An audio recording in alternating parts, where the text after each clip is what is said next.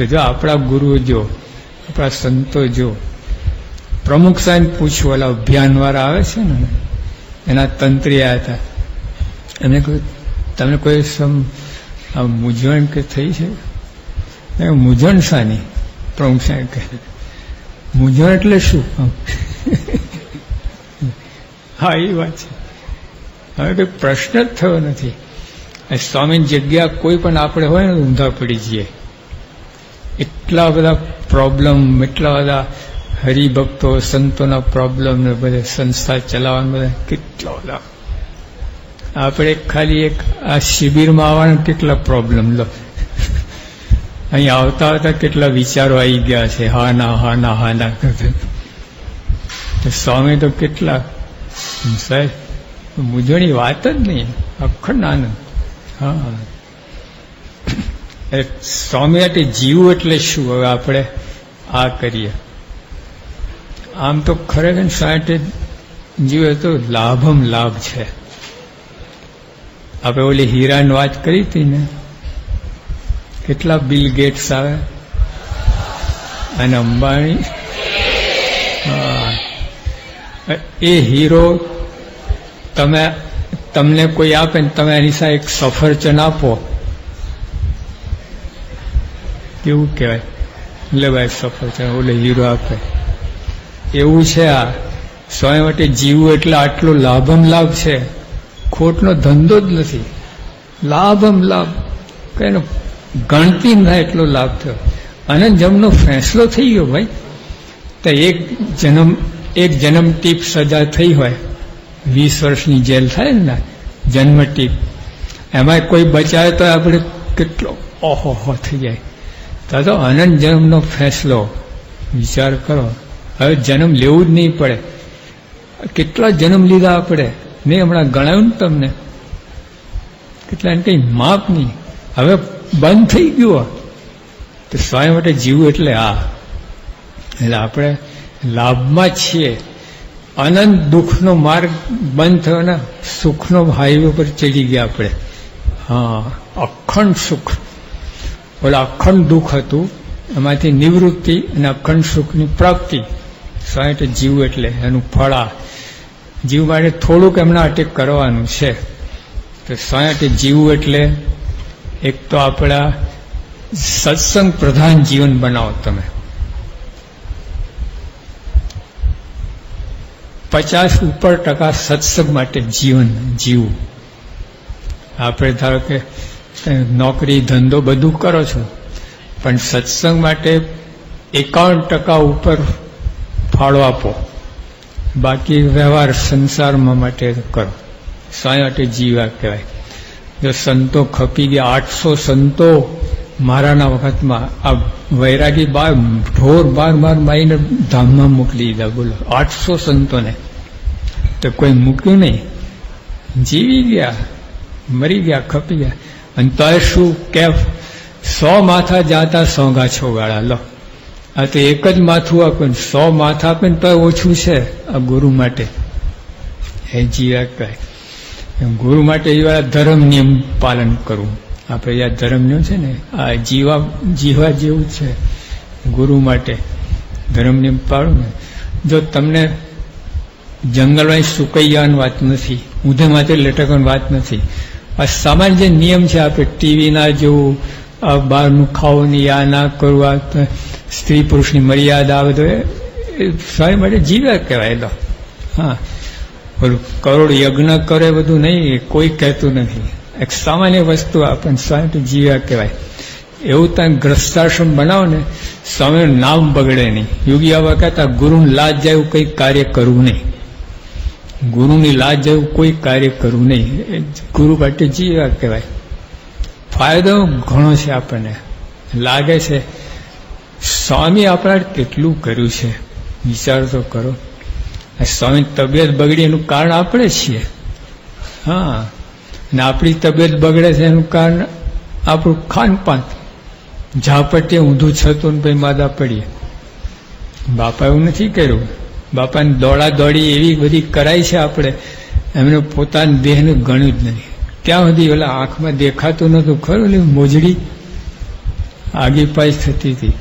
એક સાહેબ પૂછ્યું, સ્વામી કેમ આમ કરો છો? સાહેબ કંઈ દેખાતું નથી. આ વિચાર કોના માટે સ્વામી આવું કર્યું? સ્વામી 6 દિવસથી દેખાતું નથી. સ્વામી કેમ બોલતા નથી? તો કે હરિભક્તો નારાજ થાય, પછી બધા પ્રોગ્રામ બધું કેન્સલ થાય. લો તો કોના માટે સ્વામી જીવે છે વિચાર તો કરો. આપણે થયું કે ના 6 દિવસથી દેખાતું નથી તો સ્વામી પરવા કરતા નથી. અંધાપોય હચિન્સન ડોક્ટરે કહ્યું, હચિન્સન ચેક કે તમે 1 દિવસ મોડા પડ્યા તો આંખ જતી હોત તમારી. વિચાર કરો કેવું કહે. તો આપણે આટલું તો ખપી ગયા. આપણે આટલું ના આપી શકીએ સ્વામીને, બટકું રોટલો ના આપી શકીએ. લાભ તો આપણને છે, સફરજનની સામેલો હીરો મળે છે. આટલું જ કહેવાની સાહેબ કેટલો રાજીપો થાય છે.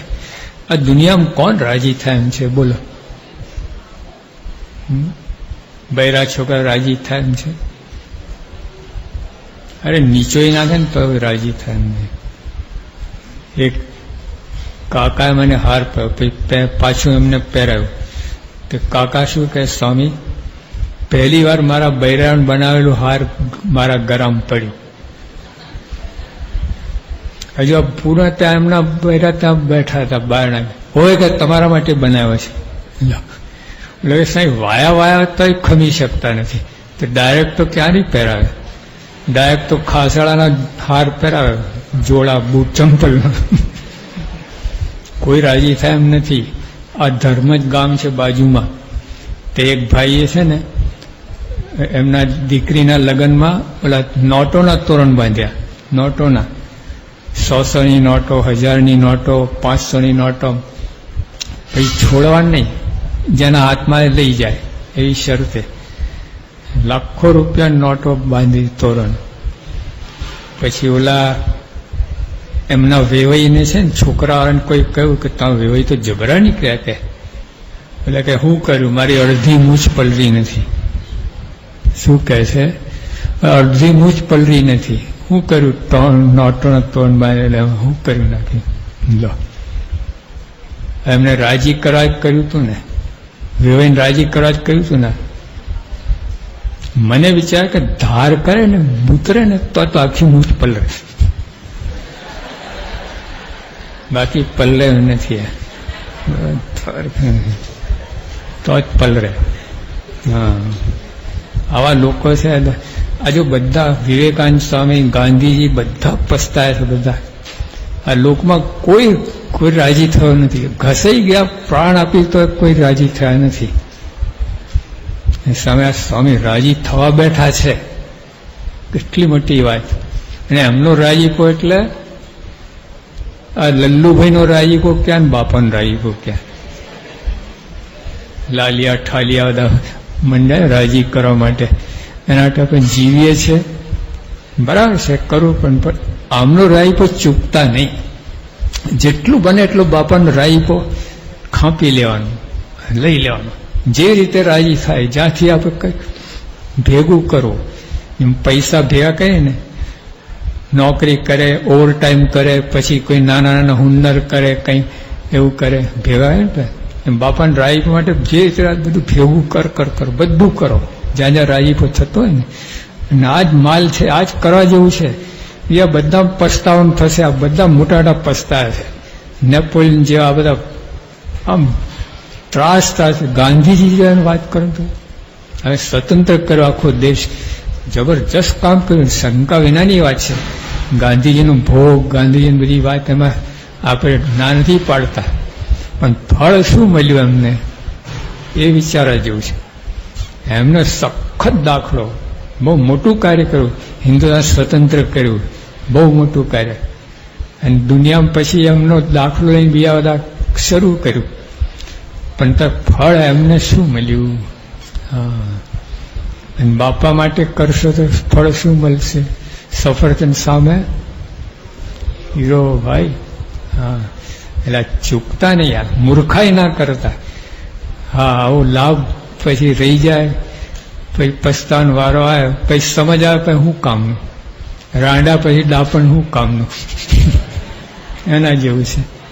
અત્યારે આપણે નાની ઉંમર છે, હજુ ઘણું બધું વર્ષો પડ્યા છે. રાય બાપાને રાયપો લઈ લેવાનું, જી બતાવે એમના માટે, ખપી જવાનું. ખબર કઈ એવું મોટી વાત છે જ નહીં. ખપે આપણે એક ધર્મ નિયમ પાળવાના છે, આપણું સિદ્ધાંત માટે જીવવાનું છે. આપણું સિદ્ધાંત શું છે? અક્ષર પુરુષની ઉપાસના કરવી. તો મહારાજ શું કહ્યું આપણે કે પ્રમુખ સાહેબ દભાણમાં પણ આપણને વાત કરી હતી કે આવા સમજવી ને બીજાને કરવી. તો બાપા માટે જીવ્યા કહેવાય. એમાં બીજું કાંઈ જોઈતું નથી. અમે તારા પર હાથ પગ દબાવવા નથી. એ પોતાની અંગત સેવા કોઈ કરાવી નથી આ લોકોને. તમે આ કરો. શાસ્ત્રીમાં જ કહેતા કે મારું કાર્ય ચાલુ રહેશે, એમનું કાર્ય થવાનું છે. તમે આપણે લીધે એમનું કાર્ય અટકવાનું નથી, યાદ રાખજો. હા, આ તો સેવા એમને આપી છે, આપણે ભાગ્યશાળી છે, આપણે જોડી જવાનું છે. હા, એમને ઝંડો પર કૃષ્ણ ભગવાનનો ગોર્ધન પર્વત ઉપાડ્યો કે ટચલી આંગળીએ, તો કેટલાક ગોવાર બાળકો ટેકો આપ્યો. તેમના ટેકા વડે હતું, અને કેટલા લબડ્યા હા નીચે પાડવા માટે. મૂર્ખાઓ ખા કે તમે પોતે દબાઈ જશો, લટક્યા નીચે પાડવા માટે. પર્વતનો પેલો ઘેરાવો કેટલો હોય, બધો હોય ને આમ. તો કર્ણ ટચલી આંગળી આખું પર્વત ઊભું રાખ્યું. તો કેટલા બચારા એમના હેતવાળા હતા, બધા ટેકો આપ્યો. અને કેટલા અસુર હતા ને લટક્યા, નીચે પાડી આપણે. ભલે આપણે મરીએ, પર્વત નીચે પાડીએ, ભગવાન ખોટું દેખાડીએ. અને કેટલા બહાર હતા, લટક્યાય નહીં ને ટેકોય ના આપ્યો. 3 ભેદ પડ્યા. એટલે જે ટેકો આપ્યો ભક્ત કહેવાયા, ગોપ બાળકો કહેવાય. જે લબડ્યા અસુર કહેવાયા, અને જે બહાર નહીં ઉભા હોવા જોતા એ ભરવાડ કહેવાય. એવા ને એવા રહ્યા. તો આપણે આ સ્વામીએ ગોર્ધન પર્વત ઉપાડ્યું, શાસ્ત્રી મહારાજે. આ બધા ટેકો આપવાનો. હા, એમાં એની જોઈન થઈ જાઓ, એટલું જ ફળ મળશે તમને. બોલો, આ દરિયામાં એક ટીપું પાણી ઉમેરાય, દરિયો થઈ ગયો, થાય કે નહીં? લો, દરિયો કહેવાય. આપણે આમના કાયમ જોઈન થઈ ગયા, તો આપણે એટલું જ ફળ. અને શાસ્ત્રી પોતે બોલ્યા છે. શાસ્ત્રી બહાર નીકળ્યા ને વડતાલથી, એક સાધુ પાછળ રહી ગયા હતા. તેમને કહેવડાવ્યું શાસ્ત્રી કે સ્વામી, હું અહીંયા રહીને આ ઉપાસનાની વાત કરું છું, તો કેવા રાજી? સ્વામી પાછું કહે 1,00,000 ગણો રાજી, પણ અમારી ભેગા એને કહો તો કરોડ ગણો રાજી. તો ઓલા સાધુ વિચાર કે રોજ 99 લાખની ખોટ, પોટલું બાંધીને સ્વામી સાથે આવી ગયા, જોડાઈ ગયા. તો અહીં તો માર ખાવાનું, અને ત્યાં તો માલ ખાવાનું હતું. ત્યાં વડતાળ માલ ખાવાનું હતું, એ માર ખાવાનું હતું. પણ તો રાજીપો કરોડ ગણો. એટલે એ જો આ બુદ્ધિ વાપરી અમને. હા, જો સ્વામી 1,00,000 ગણા તો રાજી હતા જ. ત્યાં વડતાલમાં આ કાર્યકર્તા 1,00,000 ગણા રાજી હતા. અને શાસ્ત્રીમાં જેવા રાજી થાય. શાસ્ત્રી તો બહુ સ્પષ્ટ વક્તા હતા, જેને જેમ જેમ કહી નાખે. કોઈથી ડરતા નથી, કોઈને બીક નહીં, શરમ નહીં. ભલભલા આપણે વેરાજી મહારાજને, ગુરુદાસ કોઠારી, મોટા મોટા ઠીમેણ બધું જેમ જેમ કહી નાખ્યું. એવા શાસ્ત્રીમાં નીડર પુરુષ હતા. એ રાજી થાય, કરોડ ગણા રાજી થાય. તો આ શું કામ છોડવું આ કામ? બીજાને રાજી કરીને શું મળવાનું હતું આપણને? શું બોલવાનું? બોલો. આભાર વિધિ થઈ. કેટલા લોકો પરણ્યા છે? 20 વર્ષ, 25 વર્ષ, સિલ્વર જ્યુબલી પરિણામમાં આભાર વિધિ થઈ. ઓહો, તમારો આભાર, 25 વર્ષથી અમારી સેવા કરો છો કુટુંબની. અરે ભાર, શાનો આભાર? કોઈ પૂછતું નથી. કરું તો કરો, તો હોઈ જાઓ. પણ શાસ્ત્રીમાં જેવા કરોડના રાજી થતા હોય, માણસ જેવા ના છો, મૂર્ખનો જામ કહેવાય. આવી ઓફર, આવું આપણને, એટલે આવો અવસર આવે છે આપણને. એટલે હવે પોતાની કિશોર ના માનતા, હવે ગોપ બાળકો થઈ ગયા, અક્ષર, બધા અક્ષર મુક્તો, આ બધી કચરો પટ્ટી નહીં બધી. એટલે આ ખૂબ નસીબદાર છે. આ કંઈ મન મનાવડા વાત નથી. આ તમને ઉલ્લુ બનાવીને વાત મહારાજ પોતે વાત કરે. કોઈને કૂવા ધક્કો મારી અને ઉપર પછી પથ્થર ઢાંકી દે તો એમાં મારું ભલું શું થાય, એનું શું ભલું થાય. મહારાજ કહેવા માંગે અમે તમને આ વાત કરે છે તો પરમ હિતની વાત કરી, હિતકારી નહીં, પરમ હિતકારી. જો સંત પરમ હિતકારી કીર્તન છે આખું, હિતકારી નહીં. આ લોકમાં હિતકારી મા બાપને બધા હિતકારી, પરમ હિતકારી એવા કે જે હિત કરે પછી પાછું નાશ ના પામે એવી વાત છે આ. એટલે આપણે આવો લાભ મળ્યો છે આપણને. એટલે આ વિચાર કરવાનો. નાની જો અંગ્રેજીમાં સાયન્ટિસ્ટ લોકો કહે છે નેગેટિવ થિંકિંગ બંધ કરો, છે કે નહીં? સ્ટોપ નેગેટિવ થિંકિંગ, એટલે અવરા વિચારો બંધ કરો. Think positively. એના પુસ્તકો બહાર પડ્યા છે, કેટલા આખી ડિગ્રી મળે છે પર થિંકિંગ ઉપર. મોટા મોટા ડોક્ટરો થાય છે આના ઉપર, પર થિંકિંગ ઉપર. પછી થિંક બિગ, પછી સવરા વિચાર કરો, મોટા વિચાર કરો. તો 5 કુટુંબ માણસો માટે નહીં, 5 સારું થાય એટલે આખું સમાજ માટે સારું થાય એવા થિંક બિગ. અને એનાથી આગળ પછી આત્મવિચાર આવે છે. આ બધા વિચારો જ છે. અવરા વિચારો બંધ, સવરા વિચારો કરો, સવિચાર મોટા વિચારો કરો, મોટા કરતા આત્મવિચાર કરો. આ એમાં આપણે પડ્યા છે. હા, આત્મવિચારની વાત છે. શરીર માટે, મન માટે અને આત્મા માટે. એટલે આત્મા પરમનન્ટ વાત થઈ ગઈ આત્મવિચાર માટે. ઓલા તો બધું ટેમ્પરરી રહે. તમે કોઈને જમાડો, એક દિવસની ભૂખ ભાગે. વિદ્યા ભણાવો તો આખી જિંદગી પાર પડે. અને અભયદાન, વિદ્યાદાન, અન્નદાન, વિદ્યાદાન ને અભયદાન, જે ત્યાં જન્મ જન્માંતરનું દર કાઢી નાખે. એ આ સત્સંગ છે. હા, એટલે આપણે તો નિષ્કોણ છે. ક્યાં બાળપણ રમત, ક્યાં પામો સિદ્ધનો મઠ. આપણે સાવ બાળક બુદ્ધિ છે અને વસ્તુ એવી મોટી મળી છે ને પાર ના આવે. નાના બાળકના હાથમાં લાખ રૂપિયાની વીંટી હોય, એને ખબર છે? એ તો કોઈ 2 ચોકલેટ આવે કાઢીને આપી દે. પહેલા તારી લાખ રૂપિયાની વીંટી ખટારો ભરીને ચોકલેટ આવે, એને ખબર નથી. આપણે એવું છે. એટલે બહુ મોટો લાભ છે. વિશ્વાસ રાખો. કંઈક કપગોરા નથી, ટાળાપણા નથી. આ બનેલી વાત છે. જીવન જીવી ગયા છે. 20 લાખ સત્સંગી બન્યા મારાનો કરતા. 500 સંતો એક રાતમાં બન્યા. આ બધું અધ્ધરતા છે વાત. અને 200 વર્ષ થઈ ગયા આ સત્સંગ, અને વધતો જાય છે. અને કેવું બધું કાર્ય થાય છે. મોટા મોટા વૈજ્ઞાનિકો પણ ઝૂકી નમી ગયા. અત્યારે અબ્દુલ કલામ છે ઓછા, આખા હિન્દુસ્તાન મોટા મોટા સાયન્ટિસ્ટ, વર્લ્ડમાં નંબર લાગે એમનું સાયન્ટિસ્ટ. પછી વળી મુસ્લિમ, વળી રાષ્ટ્રપતિ હતા. તે બાપાને ગુરુ જેવા માનતા હતા. બોલો, તેમને એમનું પુસ્તક ઇગ્નાઇટેડ માઇન્ડ એમનું પુસ્તક લખ્યું છે. એમાં પ્રમુખ છે આખું ઇન્ટરવ્યુ વર્ડ ટુ વર્ડ લખ્યું છે. બીજા બધાને ઇન્ટરવ્યુ છે ને શોર્ટમાં લખ્યું છે. બાપાને બધું વર્ડ ટુ વર્ડ લખ્યું. વિચાર કે કેવા ગુરુ આપણને મળ્યા છે. આ તો આપણા ગુરુ કિંમત જ નથી. બહાર તો એક આટલું આવે ને તો મારા છોડતા નથી. ગુરુ હાવ ગધેડા જેવા ને તો પકડી રાખે. લાતો મારે ને ગુરુ તો જ છોડે નહીં. આપણે કેવા ગુરુ છે. આપણે લાતો મારે છે ગુરુને, તો ગુરુ દયા કરે. એટલે આવા અવસર આવે છે.